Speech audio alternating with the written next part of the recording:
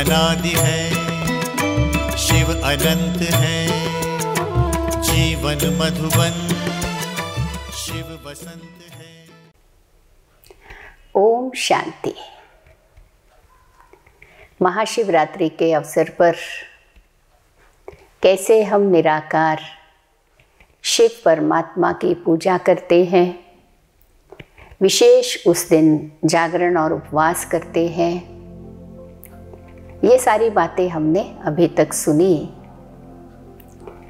आज यह समझने की कोशिश करेंगे कि महाशिवरात्रि पर विशेष पूजा में अक के फूल क्यों शिव जी पर चढ़ाते हैं, क्यों धतूरा चढ़ाते हैं, क्यों जंगली पत्तियां सब शिव जी के ऊपर उस दिन चढ़ाते हैं।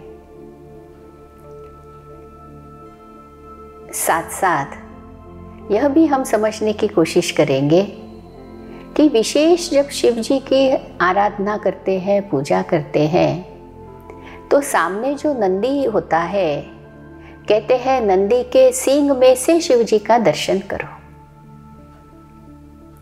तो पहले अक के फूल और धतूरा क्यों शिव जी पर चढ़ाते हैं? ये तो विषैली चीज़ें हैं। न उस फूल में खुशबू, न उस फूल का रूप कोई अच्छा है, उसमें कुछ भी नहीं है। फिर भी विशेष ढूंढ ढूंढ कर उस दिन तो अक के फूल का महत्व, धतूरे का महत्व बहुत ही बढ़ जाता है।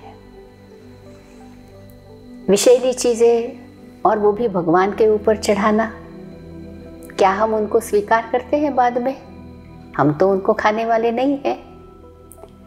बाकी देवी देवताओं की पूजा करेंगे तो अच्छे अच्छे फल, फ्रूट, फूल बहुत अच्छा अच्छा चढ़ाते हैं, लेकिन शिव जी की आराधना में, पूजा में ऐसे क्यों? क्योंकि शिव जी ऐसी आत्माएं, कैसी? विषैली, विकारी, जंगली, क्योंकि ये तो जंगली फूल और फल है। ऐसी आत्माएं इनकी वृत्तियों का परिवर्तन करते हैं। ये जो इनका कर्तव्य है, उस कर्तव्य को एक सिंबॉलिक रूप में इस प्रकार से मनाते हैं कि खास उस दिन याद करते हैं कि हम ऐसे थे, अक जैसे, धतूरे जैसे, विषैले, हमारे संस्कार बहुत खराब, हमारे संस्कार तमोगुणी, सारे अवगुणों से भरे हुए, लेकिन ऐसों को भी आपने स्वीकार किया और ऐसी पतित आत्माओं को पावन बनाया।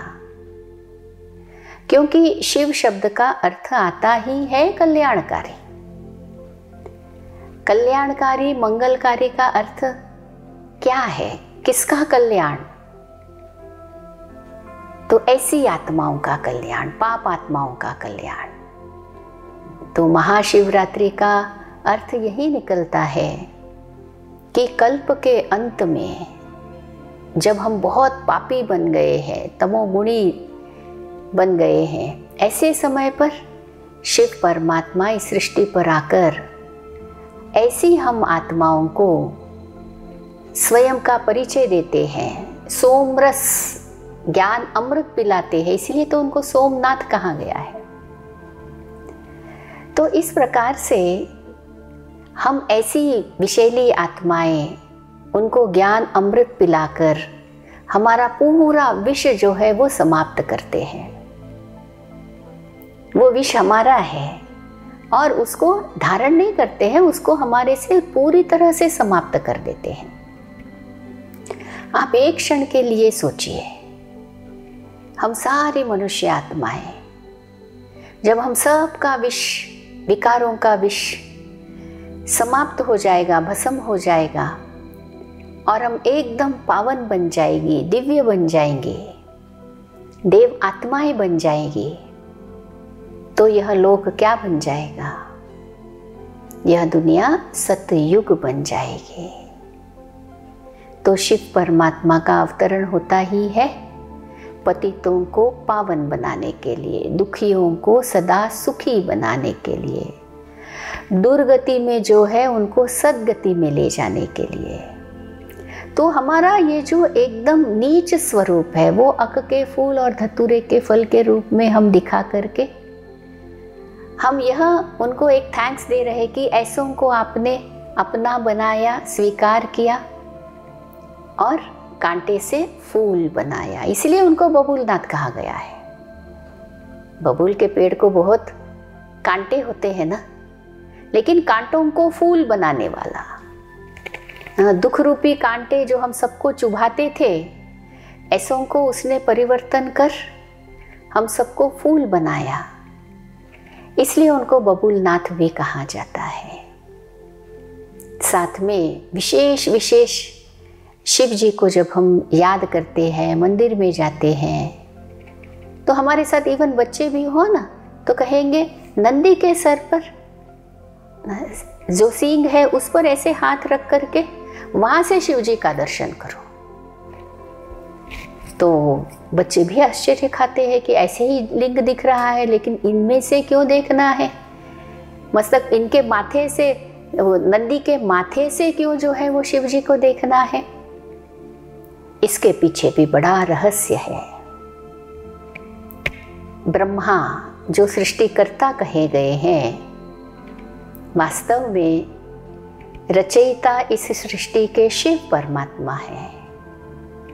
वो ब्रह्मा द्वारा नई सृष्टि की रचना करते हैं और उस ब्रह्मा को नंदी के रूप में एक्चुअली दिखाया गया है। गाय और बैल ले लो तो बैल हो गया पुरुष, तो पिता परमात्मा शिव नंदी अर्थात एक पुरुष के तन में प्रवेश करते हैं, जो कि शिव पुराण में बताया है कि ब्रह्मा की ललाट पर वो बैठ जाते हैं। तो भ्रुकुटी के बीच में, ब्रह्मा की भ्रुकुटी के बीच में शिव परमात्मा बैठ यह नई सृष्टि की रचना का कार्य कर रहे हैं। तो यदि उनके साथ मिलन मनाना है तो उनके रथ के द्वारा ही मिलन मनाना है, और उनका रथ हो गया, उनका माध्यम हो गया ब्रह्मा जी, जिनको फिर नंदी के रूप में, उनकी सवारी के रूप में बताया गया है। वास्तव में वो कोई जानवर नहीं है, बैल नहीं है, लेकिन पुरुष को दिखाने के लिए यह नंदी जो है वो दिखाया है। वृषभ जिसे कहा गया है उसकी भी बहुत महिमा है, रथ की भी बहुत महिमा है। वृषभ का अर्थ आता भी है जो बहुत ही वाइज हो, एकदम ज्ञानवान हो, क्योंकि भगवान का रथ भी ऐसे वैसे नहीं होगा ना।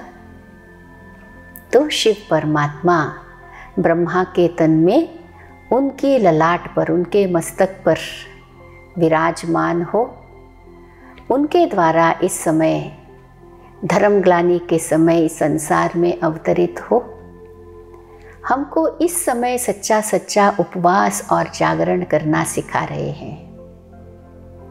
और हमको कुछ नहीं करना है, हमको उनके ऊपर समर्पित हो जाना है, अक की तरह, धतूरे की तरह। समर्पित होने का मतलब ये नहीं है कि घर बार छोड़ना है। घर गृहस्थ में रहते हुए उनके आदेश निर्देश जो हमको मिलते हैं, भगवानुवाच जो है, उसको हमको अपने जीवन में लाकर देवों के देव महादेव, हम मनुष्य आत्माओं को जो देव स्थिति में ले जाने के लिए आए हैं, उस स्थिति को हमको प्राप्त करना है। तो इस बार जब हम शिवरात्रि मना रहे हैं तो इतने गुह्य रहस्यों को समझते हुए, इस महत्व को समझते हुए जब हम मनाएंगे तो इसका आनंद ही कुछ और होगा। ओम शांति।